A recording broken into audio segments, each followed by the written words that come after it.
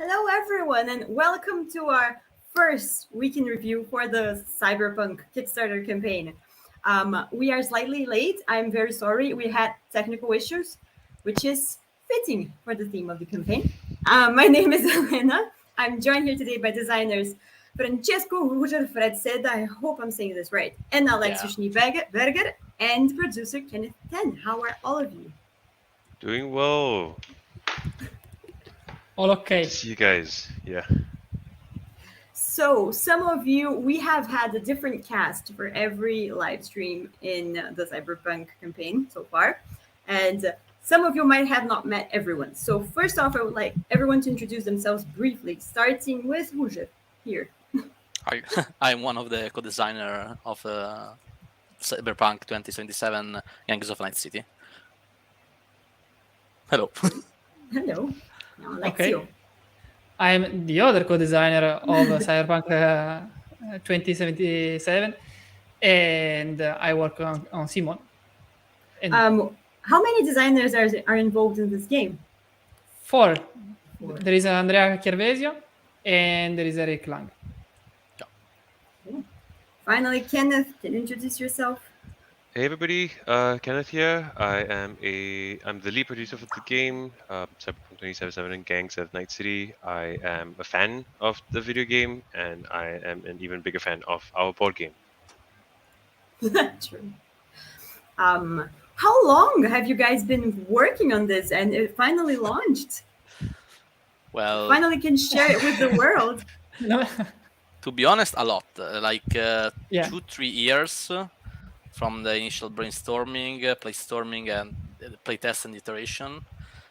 We really wanted to be sure that the final game has a solid core, and we had literally hundreds and hundreds of playtests for this. As the rule book will have credits for the playtests, can probably demonstrate. So we are really happy with the core, but it has been a long way. So it's nice to see it's finally coming to light. Yeah. I actually think I worked on this project the least, and that was still like the better part of 2 years. I've worked on this for about 2 years already. Wow. Yeah, we work a lot because the game has too many layers of in how you can watch it. Like you have the story, you have the gameplay, you have mechanics inside the game like the firefight, how to get opportunities, etc. And everything need to be work together. Okay, and with the simple mechanics to move and act inside the game. So we need to do a lot of tests, blind tests, different type of psychometry. And so we are very happy. The game is, thanks to Kenneth, it's totally cool. Okay, I see every time I see it, I think I want it at any cost. Yeah.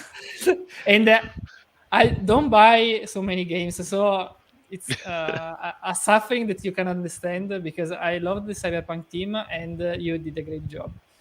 Thank you. And please don't listen to Alexio. It's not just me. There's a whole huge, massive team behind me working on the game. I cannot take even a fraction of the credit that this game, how great this game is currently. I know, but you are my frontman, and I believe that you give the thanks to the other. There is also the fact that for the first year we playtested with our graphics. So we are really lucky to have producers on this. Like my playtest graphics, I mean, you haven't seen them. So. Look who's here. Oh. Well, supposed to be on my holidays. What can I say? I miss you all. Hello, Andrea. Oh.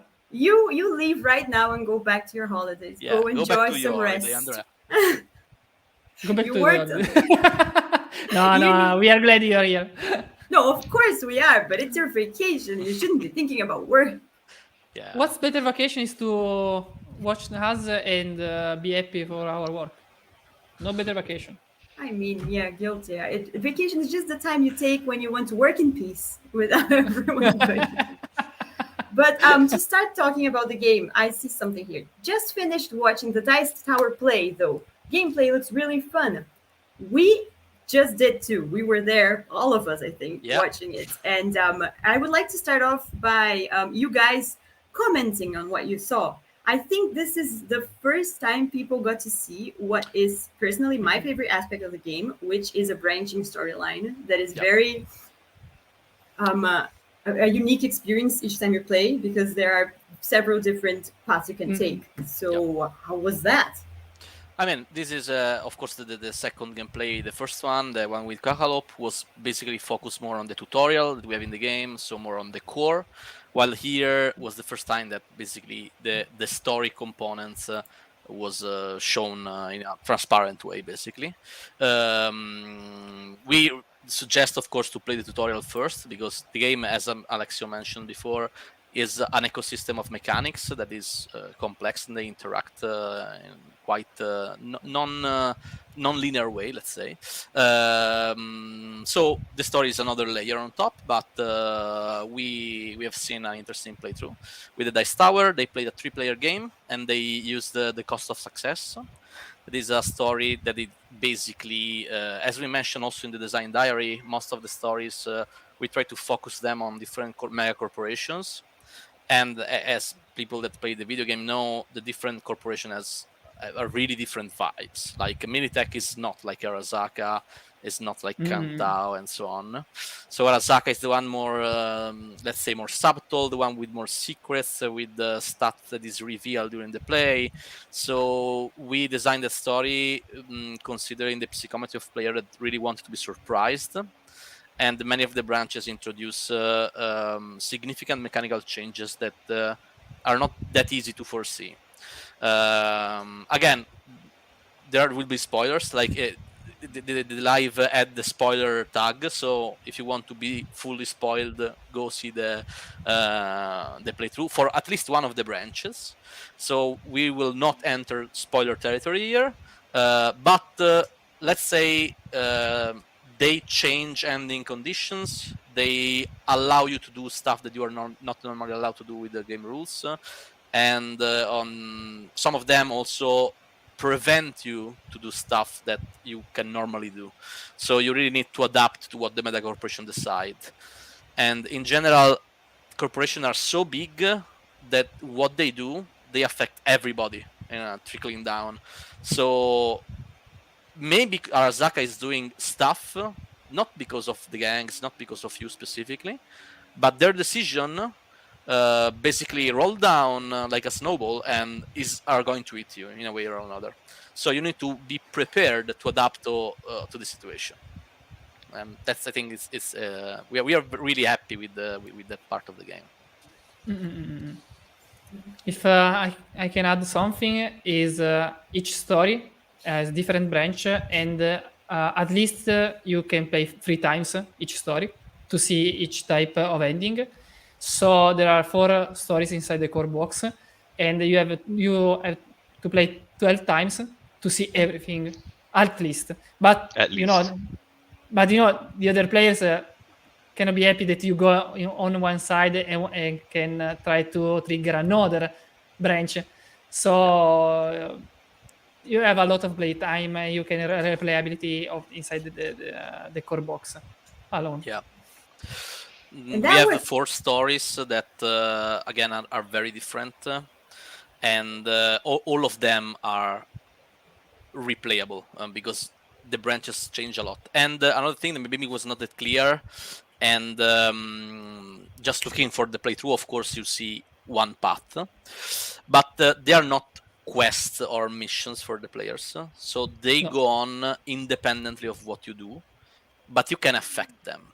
So imagine like a giant stuff that the corporation basically is doing stuff, and you can dent it a bit, let's say, you can impact it a bit, but there cannot be no single player that say, I want to do this and I'm changing the story.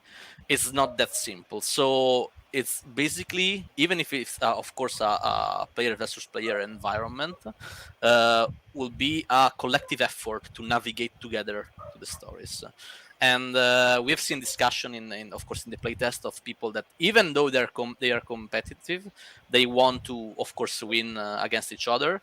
sometimes they have discussion like, okay, let's try not to do that. And it's interesting to see because this generates a kind of a players versus environment mechanics that is not. At least I haven't seen that enough in the board game environment. That I think it's very interesting. So I hope the player will find it interesting too. Yeah, it really gives out the vibe of a living city, like, right? The story evolves whether you made a choice or not. That's the first question that when we start to design the story was how we make the city feel alive when you play something else. Okay, when you do your stuff, the city do its stuff, and sometimes you know you have to fight with the other gangs because you cannot gain what you want to gain. Yeah. And again, coming from a video game that is an open world that try to have a vibrant city, we felt that we really needed to have the city behaving in a way and not just player versus players. So we tried our best there, and we are pretty happy, to be honest, with the result of the test. And this we also hope the player will be happy too. We hope. Always. But this, we're talking about the core box alone, and right now we have unlocked so much stuff, including new stories. Yeah. Yep. And the we have unlocked recently. The miniatures was very good. I loved it. So beyond the Edge Runners, I think we also unlocked we are in the process of unlocking. We have unlocked the Reform Time story. And we are in the process of unlocking a new module, which is the Trauma Team module. We've seen some excitement over the Trauma Team. They are very prominent. It's part of. I think we saw them first in part of the main storyline in the video game. Like, so they are evac medic team that will come in and save basically anybody who is able to pay them money to save. They are a neutral organization that way. So there's this really push and pull mechanic that I think is very interesting, because if you can actually send the trauma team into the district where you want to initiate a firefight, but at the same time your opponents can also use the trauma team to save their own units in that firefight. So it's like a double-edged sword. So it brings another whole element into the gameplay. Personally, I think it is exciting. It's a whole new gang we're unlocking. Well, no, it's let's clarify here. The Trauma Team is not a gang, but it's a module. We will have, cannot spoil much, but let's say there will be modules that, in addition to the story, you can plug and play in your game. Trauma Team is one of such modules. So while the gangs, of course, fight each other at the beginning of the game, during the setup, we can say, okay, which module do we want to put in the game? And the modules are really thought to be really quick to plug and play. So basically, each module have one figure, maybe one token, two tokens, and one card with the really few rules, but important rules that change the game. Trauma Team is one module like that. Basically, it's the figure and one rule card. Decided to play with the Trauma Team. You put the Trauma Team during the setup in the city center, and during the game, let's say you can call them around. Of course, you do that to firefight each other, and if you have money enough to pay them, let's say your unit will have a special treatment from the Trauma Team that prevent them to die badly. So they're basically an ambulance on call sort of thing. Exactly. Yeah. So if you want to play with the Trauma Team, you can play let's say that the example of the Arasaka story. The Arasaka story have some part with some firefights, and the story will stand like that. But if we play that story with the Trauma Team module, that will mean that for some players there will be less casualties, but generally also less money, because you're spending the money for the premium insurance, basically. Yeah, I think. It's my internet. Yeah, I crashed, I think. Oh, it's okay, I finished the sentence for you. You're back. Yeah. Yeah, sorry. No internet. problem. Yeah. So I was saying that production... in a game with the Trauma Team. Go. Sorry. Oh, it was an interesting production. In fact, that to quite recently, the Trauma team actually existed as a token. Because we didn't know how to interpret it into the game. Eventually, the production team decided that we wanted to do a 40 base, which was not part of any of the bases that we are using. So the Trauma team is the only special type base that is so large that would fit 3 miniatures on it, just to represent that figure.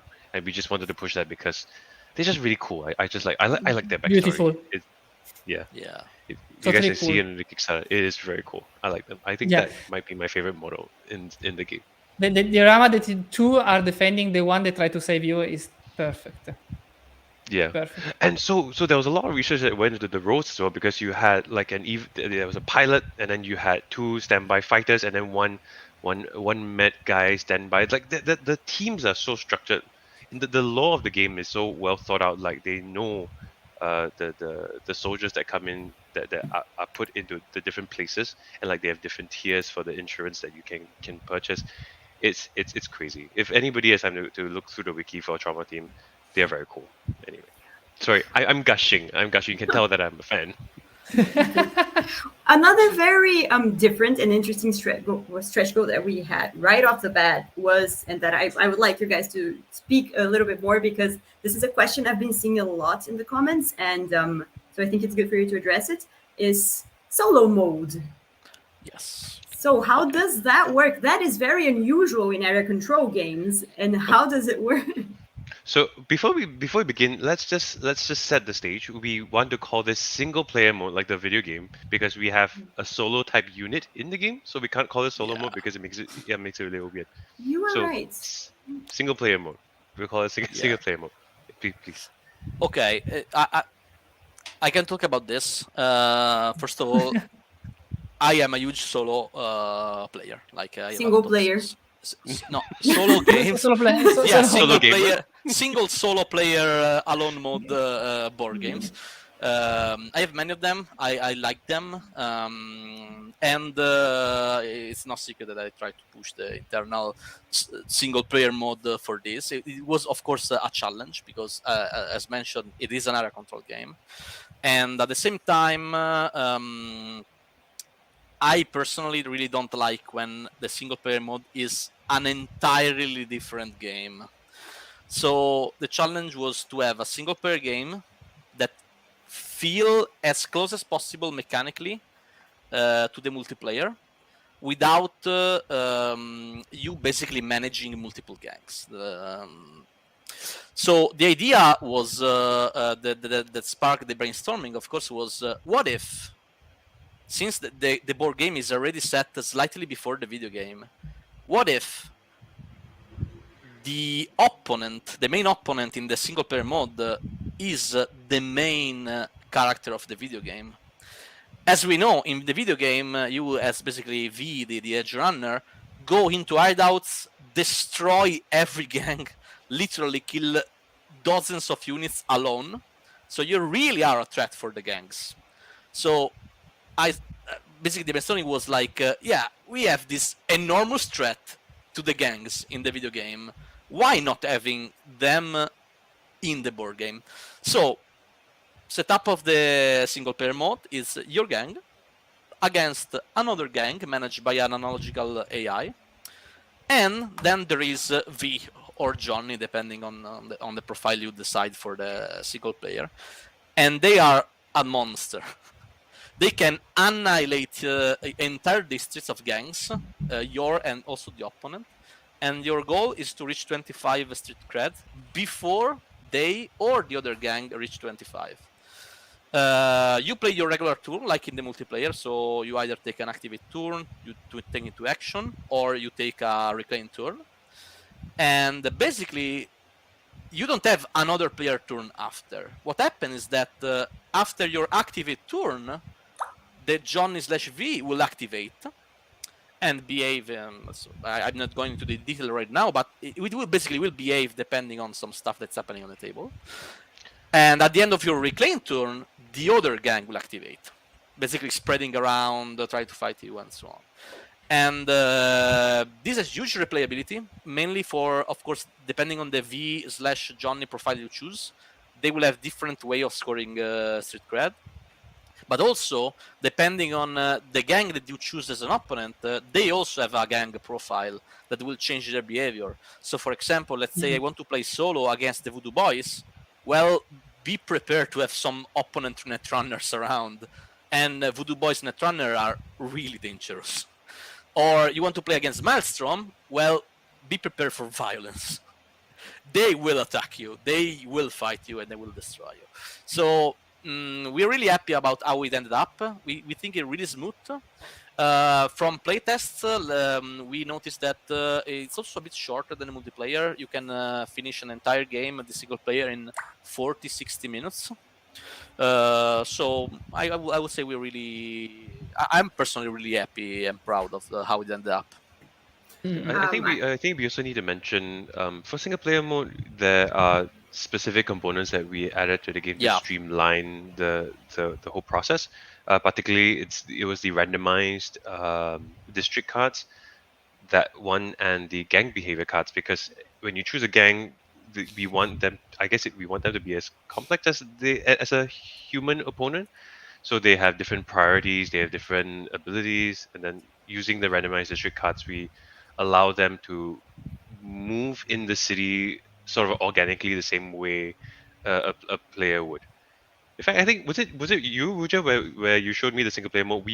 I played the single player mode before we had graphics, and it was tough. God, I was set up against. I was trying to fight because I think I played as the Maelstrom, and I was fighting against one of the other gangs, and so I was very combat focused. So I was just sending all my units into a district trying to clear out the other gang. And Johnny Silverhand just came in out of nowhere, wiped out like 6 units by himself, and like just claimed all the credits. I was like, it feels like he didn't care if there was only you or the other gang. They were both of you and the other gang, and they wiped out everybody there. It was ridiculous. And the game ended up so tight. So I eventually won. I was very surprised that I managed to win, but like I was one turn away from Johnny winning the game. So like that's like how tight the single player mode experience is. You're about a turn away from the in opponent. General, with single player, they tend to be hard. You don't want to beat your single player the first time you play. Because you want that to be a learning process in the single player game. You want to maybe lose the first game but understand how it works, maybe lose the second but got close, and then at third you say, okay, I know I can defeat that. And we believe it's hard. The first time you play in the single player mode, you will feel like I cannot win this in any way. But we play tested just to be sure enough that you can win with every single gang against every single profile. It will be hard, especially for the first game, but it is doable. Also, I was just very extremely lucky that I won single player mode the first time I played it. Okay, good to know. Yeah. I see a question here. Are stories compatible in single player mode? Okay, stories, the story modules are not compatible with single player mode because the single player mode is a story that basically is played single player. Mainly the idea was the stories in the multiplayer works as there are other stuff other than your gangs war that ask for your focus, basically. In the single player mode, and if you've played the video game, going from the opposite point of view, you know, Johnny/V is the thing that focus your gang. It's like is this monster that try to annihilate us without understanding why, and his power of changing the tides is so powerful in your, of course, underground focus, gang war focus, that the corporation, from that point of view, kind of lose focus. I hope I'm clear enough. So, lore-wise, it was really too much to put the Johnny/V and the story modes and the other gangs and the AI. So we have Johnny and the AI for the gangs that works with the solo mode story. Basically, it's a story that has rules on when and how the Johnny / V will activate and how it will behave. Basically, I hope I hope we will release soon the rule book for the single player mode, can it, right? So Yeah, maybe you're working on that. Definitely. yeah. Mhm. So you can read how it works for yourself soon. We hope. So we unlock the solo player mode and the trauma team, and also trauma team, and also new options for edge runners. Yeah.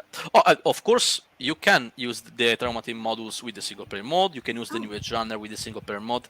It's just you cannot play the other stories with the single player mode, but you can add all the other modules. The trauma team and who knows. Like Roger said, is like a story that you play in Yeah. single player. Like, the story is there is a crazy man that entered our city and start to kill all of us. What we can do? Yeah, it's basically playing against the video game main character. It's hell. Oh, how the tables have turned. Yeah. Well, but the edge runners we unlocked. I know that Kenneth has them. The plastic miniatures? Exactly. No, Why no, do you that's look so why- surprised? No, I don't have No, them. I That's why I don't. said. So recently, the trauma team was supposed to be a token. So we actually just crafted it very recently. So I don't have the miniatures. I have everything else. Why did you call me out on the miniature that I don't have today? No, I was talking about the edge runners. I was hoping you could show us some of them while Hujer and Alexius explain to us Oh yeah. what kind definitely. of different dynamics these add to the game. Like, how do edge runners function? I think people who saw the gameplays might Yeah. know that, but not everyone. So how do they function, and what do these have that make the game different?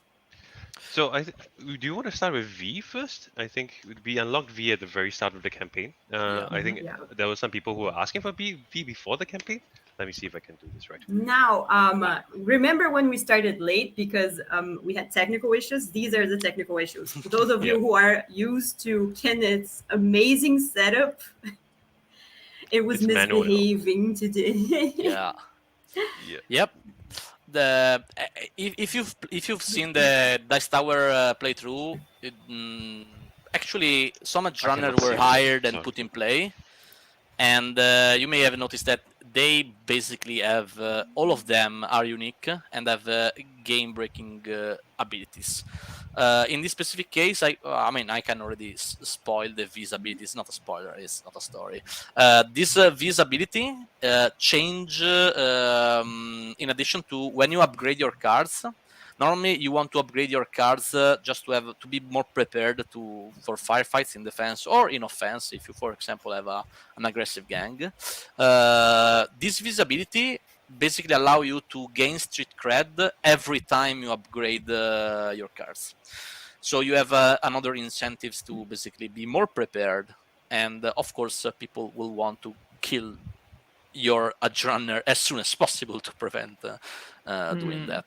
Not only that, but Viz is a specialist. So they basically will move at the beginning of your activate turn for free. It's a bit more independent from the other units, of course. So yeah, you have a free movement with them at the beginning of the activate turn before using any of your discs. So it allows you to more, ground control and stuff. So yeah. And this other V instead is very aggressive. It allows you to gain more street cred if you basically use the solo activation disc. So you really want them if you're going to have an aggressive gang. Like, yeah, I mean, they are the main character in the video game. They're pretty aggressive. Yeah. As you just said, they are like Differently enter aggressive, space. but yeah. They enter a warehouse and slaughter 16 people. They are very aggressive. And it's also actually, I think, important to us to give the same choices that we could give the in the video game, we wanted 2 variations of V. We didn't want to just stick on one. I think that was also an important choice for us. Yeah. So shall we go down the list of the stretch goals that we unlocked from the first day? Yeah. Yeah, cool. I think the first guy is Emmerich Bronson. Ta-da! Ta-da! Hello there. Damn it. Can you? I don't know if you guys know this by heart, but can you explain them? Yeah. Each one really quickly. Otherwise, we'll be here for 2 hours. Emmerich Bronson is basically. I mean, if you've played the video game, we mentioned that there will be some familiar faces, and he is basically the bouncer of the Mox bar. So, I mean, you can imagine which kind of kind words he has for non-welcome people, let's say. Guys, I can't get this to focus. It is working surprisingly well. Kenneth, I have some problems to follow the discussion. I'm gonna keep these miniatures. We're gonna show them again on the next live stream. I promise. Yeah. But I mean, I can explain his ability. Okay. He is a bouncer in the video game. Basically, tasked to protect the territory guards. In the specific case of the video game, is the Mox. It is a solo edge runner in this case, and his ability is basically to grant you extra firepower if you didn't initiate the firefight. So from the playthrough with the Dice Tower, you've seen Jackie Wells that basically grants you firepower if you initiate the firefight. This is basically the opposite side of that. So this is more defensive if you want to kind of protect one of your territories. Emmerich Bronson may be a viable choice. Guys, I'm looking here at the time and at how much we have unlocked already, and I think we won't have time to take an in-depth look at them all. So why don't you? Yeah. Why don't you? We'll do selective. Why don't you not tell I select the Why don't you we tell have us here. a few cool units? And we can take I mean, I think I'll just show them. Yeah. Evelyn Parker is an interesting unit. Is the one that Kennedy is showing off right now. Is a specialist edge runner. So like other specialist edge runner, it has unique mechanics for movement. In this specific case, Evelyn can move every time you use the wild disc for free, and it has an ability that since I mean, without spoiling too much of the video game, if you know her, you have some corporate inside, let's say not more than that. But in the reclaim turn, it allows you basically to convert some of your resources in corporate secrets. So that's allow you to more freedom of choice, let's say, in your next activate turns. Right. I also want to go through very quickly what some of our backers have been asking in the comment section regarding some of the edge runners they have not seen before. So we officially partnered with CDPR through this campaign, collaborating with them to create specific edge runners that would live authentically in the Cyberpunk 2077 universe. Specifically, we created these. So these edge runners were created to fill the balance of the game and the roster, because we preferred a robust. We want a robust gameplay, so we had very specific edge runners that were missing, that we needed, and so we tasked CDPR to create the characters that would live believably in the 2077 city. So not only do we have a solid roster of edge runners to play with, but we also have strong, authentic characters. So for those of you who have not seen, when you realize that there's some edge runners like Ki AR, we have James Udini, we have Terence Cortez. These were created by CDPR specifically for this board game. Yeah. And of course, it was a conversation also, not only to trying to add mechanically to to the lore, to the canon of the video game, but also from a character perspective. Like, for example, we had conversation with the non-neuronormative and neurodivergent people to have, for example, representation of different kind of people in the game and in the Edge Runner. The video game already had some of those, but we added some of that too. And of course, there was also space from some Easter eggs. So, for example, some of you may recognize Andrea Carvesio as one of the Edge Runner, or or me. So yeah, there was space there. Ta-da! There we go. That's really. Do you have a gun handy? We can do the pose. Yeah, but that's another interesting thing that we can discuss. Every miniature here has part of the clothing, the equipment that you can find in the game. The weapons that they have, they are specific weapons for the video game.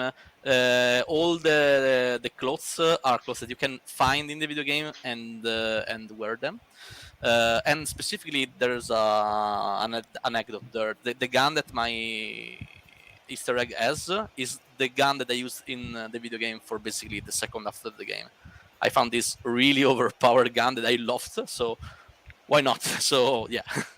Was it the hammer? It looks like it was a specific hammer that was it was the one that you find in a side quest in an hideout that you clean, and then you find a modified version of the hammer that is it was insane. So yeah, every gun and part of the equipment that they have, the cooling suits of the Netrunners, the weapons that the solos have, are all parts that you can find in the video game and equip themselves. So yeah, I think that's very cool. If you play the video game, you will recognize some of those clothes.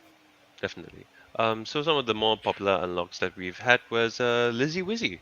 Lizzie Wizzy is a celebrity from CDPR, the Cyberpunk 2077. Yep. I love her backstory. How she became a full cyborg was that during a concert, she took a poison, she killed herself essentially, and had a medic team come in and reconfigure her entire body to be a cyborg, and then she stood up, and then she continued singing her concert. And that was like, the concert's name was Restart, Reheart, and Repeat.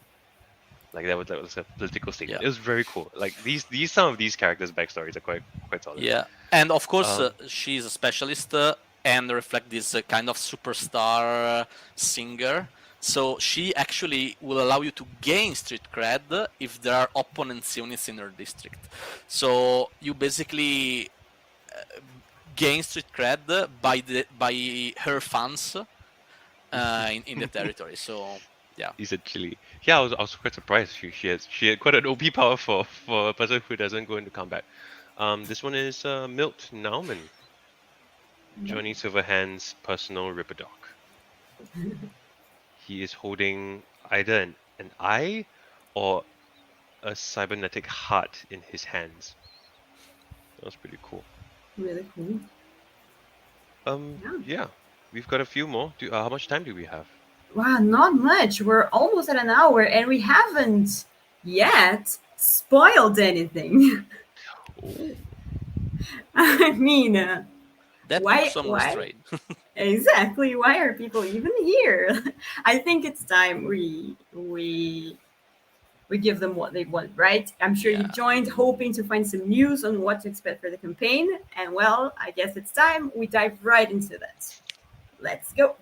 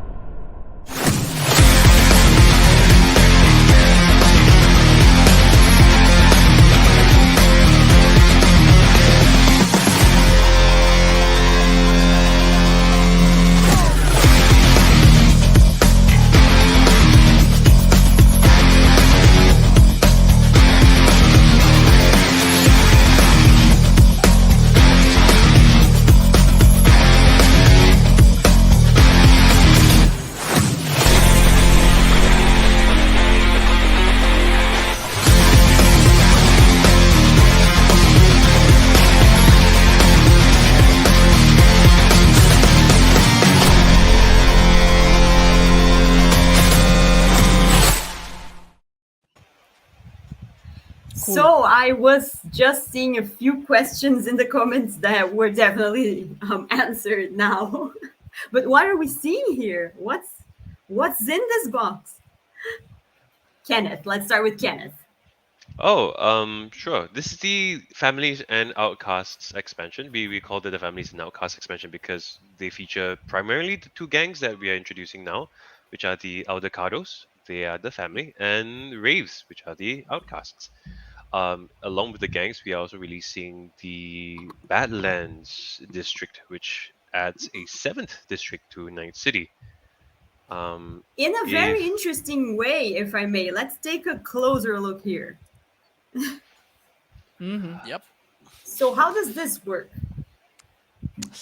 Well, in the video game, the Badlands are really long and really L-shaped in a way that basically they are connected to Pacifica, Santo Domingo, and Westbrook. So we had, but not at the same time to City Center, to Highwood, and so on. So we had to have a district where basically the Aldecaldos and the Wright lives. That was connected to them. So we tried to experiment with this L board attachment that connect to Pacifica, Santo Domingo, and Westbrook. And of course, we play tested a lot to try to find different solutions, and we end up with a functional and really nice to play one. They have a single point of interest in this district that is a really, really wild point of interest. If you've played the video game, you kind of know which point of interest is. But it basically functions as a data fortress and other cool stuff. So that's a really interesting point of interest that everybody wants. But at the same time, the Badlands are really poor resource-wise. So it is a district that grants you no resource when you do your reclaim turn. So at the same time, you have you want to get that point of interest because it's really juicy. But of course, there is nothing else to gain, so it's kind of a risky situation if more gangs want to gain it. Of course, this will add the two gangs that we know, the Wrights and the Aldecaldos, that have their starting district in the Badlands. And if will we make a little spoiler? Yeah. Will we make a little spoiler about the gangs? Sure. Like how they work? I mean, you can see them right now. So I mean, we also might want to address the elephant in the room that there are 5 gangs on the map on the setup currently. Yes, that's what I was referring to when I said I've seen a few comments here asking. I saw a few comments asking for, can 5 players? Can we have a 5th player expansion? Yes, we can. Here it is. Yes. I thought it was an error. Anyway. No. A misprint. It had the rules for the 5th, of course, for the 5th player. Yeah. Of course, it also had some basic opportunities. So if the basic opportunity from the core, of course, have a restriction regarding their district. But of course, Badlands is a new district, so we had some new opportunities with the quirky effects and interesting and peculiar effects. And the two gangs, if you have seen the playthrough, the Quackalope or the Dice Tower, or if you read the rulebook, you can notice that they already have a very important difference compared to the other gangs. They don't have buildable hideouts. If you've seen the video game, they're not like the other gangs. They don't have multiple hideouts. Like the Aldecaldos have basically a single camp. So they have a starting, of course, hideout, but they cannot place more during the game. That means that they don't have the build out discs, but they're really adaptable. So they have 2 wild discs. So it allows the player to have more wild stuff to do, to more adapting to what's needed. So that's an interesting peculiarity. While the Wrights, if you've played the video game, they are notorious for these raids that they do. So they have a unique mechanic where they have 2 activated solo discs instead of the build laid out, and they basically, I really love them, just to be clear. The Wraiths are probably one of my favorite gangs here. Really difficult to play, but really satisfying. They basically enter in the city, and if they are able to basically survive a firefight, they raid the district, placing tokens that basically prevent other people to gain resource from the district. And when the rights to reclaim, they basically gain everything they've raided. So really aggressive. The only way for them to gain resource is to go with the solo and firefight. So I can already see some interesting stuff here. Like if you like playing an aggressive gang, in addition to the Maelstrom, the rights are really, really cool. The Aldecaldos have a very special way to gain a new member, because they convince the people to join their fight. Yeah. And you start to miss your unit to let them get your units in exchange. Yeah. Like a family, anyway. Yeah, they basically can gather all the other figures that are defeated in a fight or are dissatisfied with the gang they're in. They can convert them and place them. So, but in opposition, it's really hard for them to add the recruit with the regular hideout, since they only have one. So they are both a very peculiar gang. Definitely more difficult to play than the core gang, of course. But if you want more challenge and a more complexity, those 2 gangs are basically what you're looking for. Yeah, mechanically they feel completely different from the Carbox gangs. I mean, the fact that they only have one hideout, that they start in the Badlands, they cannot claim for dominance anywhere in Night City, and the way they recruit, because you can't, first of all, you can't get the district rewards, and each of their abilities are catered to, their actions are catered to their abilities as well. How the Wraiths need to fight more, so they have the extra solo action, and the Aldecaldos has the extra wild action. Yeah. And when is this coming? When can we expect to see this available? Immediately after this. Immediately after. I mean, yeah, we've seen the trailer, so I guess we'll put up the trailer on the campaign page, and then we put this expansion out as well. And if you purchase the expansion, the Families and Outcasts expansion during this Kickstarter campaign, you'll get one very special edge runner as well, very famous and popular in the Badlands. We get Panam Palmer. I think everybody's been looking for Panam Palmer. I actually have her in my hand. Oh, look who showed up. Can we spoil her ability? Because she's really cool. She's so strong. If I see her, I'm buying her immediately. But that sounded wrong. I'll be hiring her immediately in the game. Please spoil her ability. Yeah. Okay. I mean, she is a solo edge runner, of course. And notoriously in the video game, you met her with this really cool sniper rifle that, of course, in the video game you can also obtain later. And she has an ability. At the beginning of your activate turn, you can discard a combat card with at least 3 or more firepower to kill any unit in any district without triggering a firefight. So taking the position down from afar.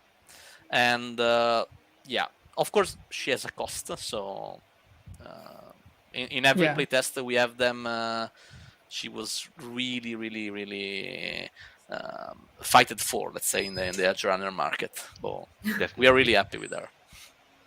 Yeah, sniper all the way. Sniper. I think it's called Overwatch. Is that an Overwatch or Widowmaker? Yeah, pretty sure. This might be Overwatch. I think it was the Overwatch. Yeah. The Widowmaker character, yes, that's Overwatch. Guys, I think that's about the time we had for today. We started slightly late, so I'm very sorry for that. But do you have final messages you want to tell people before we leave and let Kenneth put up this very anticipated update on Kickstarter? Let's start with Huge.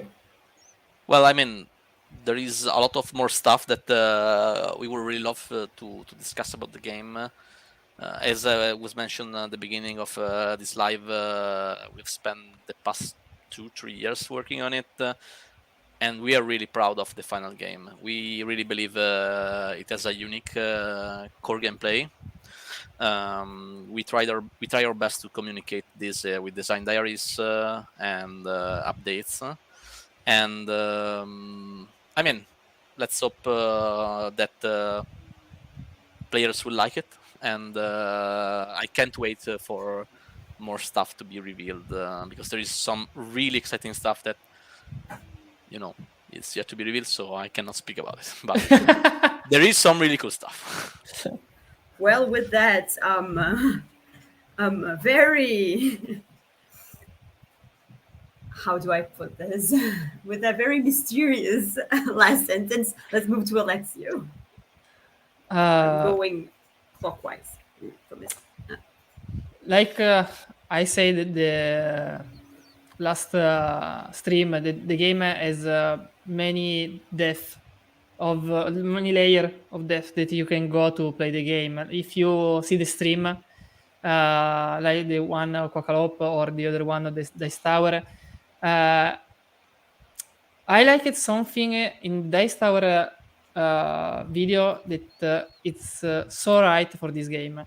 At some point, they understand the game and they really play the game.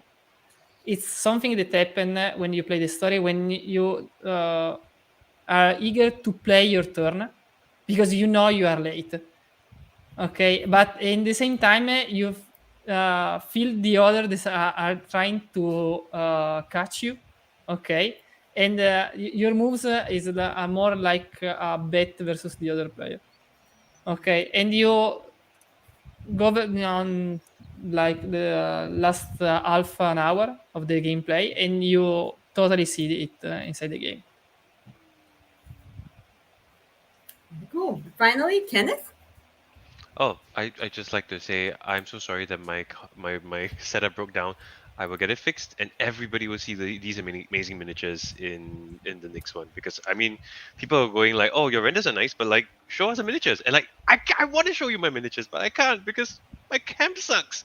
Anyway, so the best is yet to come. I really want to talk about everything that we're doing, but yes, really, like Riju said, like really, the best is yet to come in this campaign. Well, thank you all for joining me today, and thank you all for joining us. We hope you will follow the campaign closely in the next few days because, as you can see, there's plenty to come. Thank you so much, and I guess I'll see you all soon. Bye. Bye. Bye.